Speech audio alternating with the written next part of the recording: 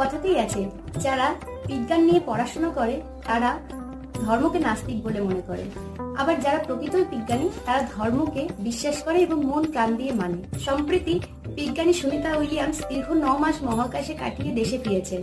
তার এই দীর্ঘ 9 মাসের যাত্রায় সঙ্গী ছিল একটি গণেশ মূর্তি ও শ্রীমদ্ ভগবত গীতা। হ্যাঁ, ঠিকই শুনেছেন, শ্রীমদ্ ভগবত গীতা।